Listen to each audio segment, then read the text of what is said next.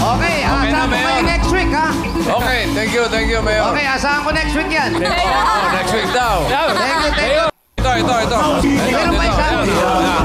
Talagang puro sa pisngi, ha? Ito. Mas pura to, isa lang.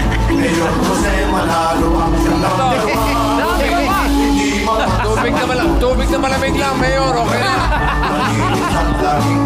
Pwede. Padala dito yan. Medyo emotional lang, pero Welcome back, mga kaaldab. Well, totoo nga po ba na next week nasa sugod kapatid na si Maine Mendoza?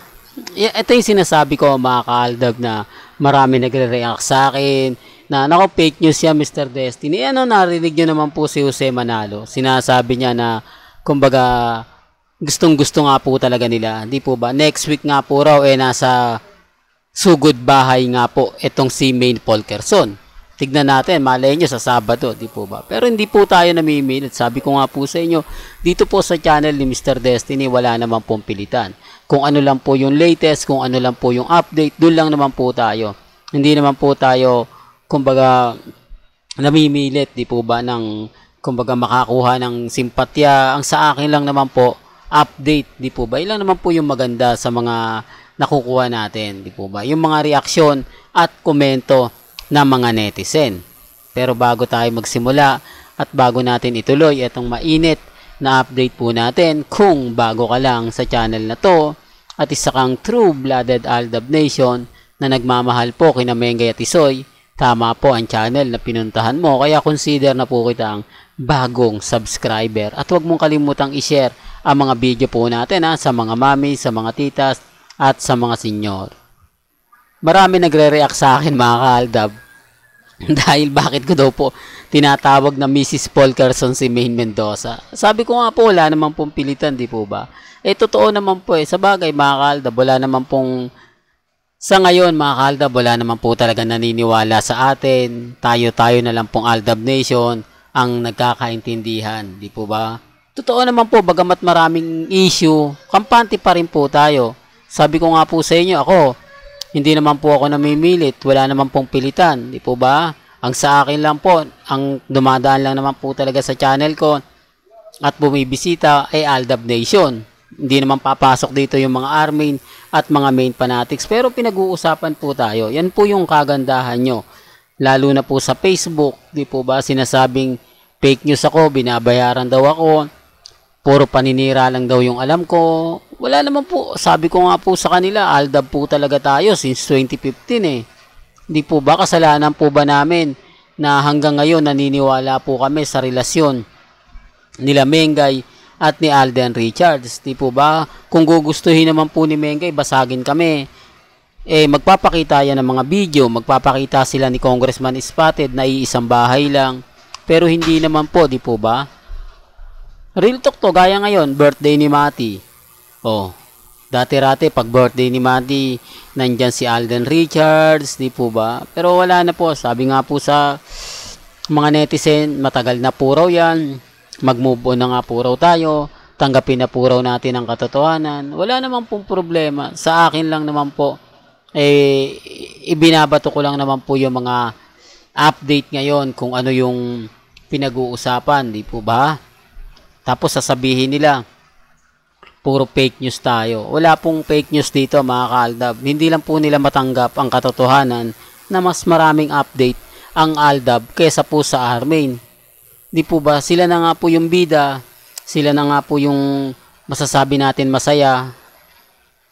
Pero tayong maraming update. Di po ba? Ibig kong sabihin, masaya sila dahil natapos na nga po raw yung Sarsuela, kinasal na si Mengay, kinasal na si Congressman Spotted, naglabasan na yung mga ninong. Ang tanong lang po, masaya nga po ba sila dahil maraming update?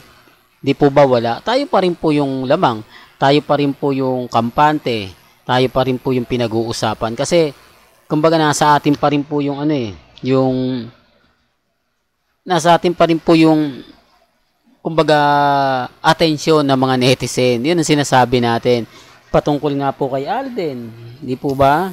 Tapos sasabihin nila, wala daw po, kumbaga ano ganito, ganyan, etc. Sa totoo lang naman po, mga kaaldab, marami talagang update ang Aldab Tapos ako, syempre, babatikusin po tayo dahil tayo naman po yung masipag magbigay. Kumbaga, kung ano yung latest binabato natin, hindi sila po pwede makaporma sa atin. Sa totoo lang po, lalo na po yung mga private account, maglalabasan yan na naandun sa birthday party, si Congressman Spotted, kasama si Mati, etc. etc. Hindi sila kasi, alam natin, pag inedit lang alam natin kapag ginawan po nila ng mga hindi maganda kasi wala naman po talagang post si Congressman Spotted at si Ibyang.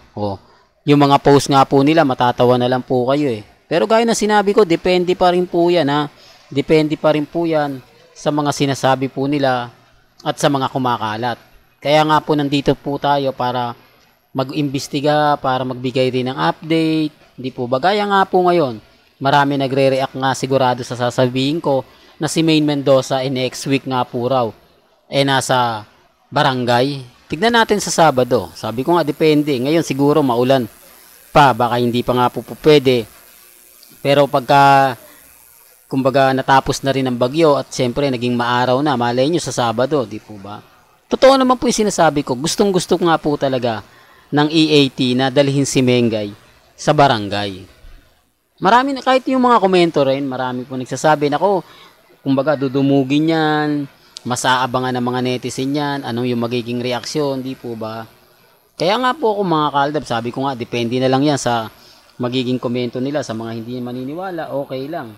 Wala naman pong pilitan, di naman po tayo namimilit, di po ba? Ang sa atin, kung ano lang yung update, kung ano lang yung latest, dun lang po tayo. Bagamat maraming mga sinasabi na ganito, ganyan, normal lang po yan. Ako nga mga kaaldab, laging binabati ko, tigil ko na raw po yung pagbibigay ng fake news sa mga mami, sa mga titas, sa mga senior. Saan nga po ba yung fake news dito? Di po ba? Galing naman po sa bibig ni Jose Manalo. Next week, dali niyan dito si Mengay sa barangay. Doon pa lang, parang may pasaring na Base lang naman po yun mga kaaldab mismo sa social media at sa boses po o sa mga sinasabi po nila bossing ni Wally at ni Jose Manalo. Pero gaya ko, wala namang pong pilitan. Depende pa rin po ito sa mga magiging senaryo. Basta ako, kung may babalitaan po tayo, agad-agad ko naman pong isi-share po sa inyo. Lalo na po sa Aldab Nation. Well, hanggang dito na lang po ang ating latest updates. Kaya kung gusto nyo pa po ng pinaka-latest at sariwang update, abay tumutok lang po kayo sa channel ni Mr. Destiny para updated po kayo sa mga bago at sa mga latest na i-upload po natin maya-maya lang. At huwag niyong kalimutang i-share yung mga video po natin sa mga mami, sa mga titas at sa mga senyor. Hanggang sa muli, salamat po sa panonood at pakikinig.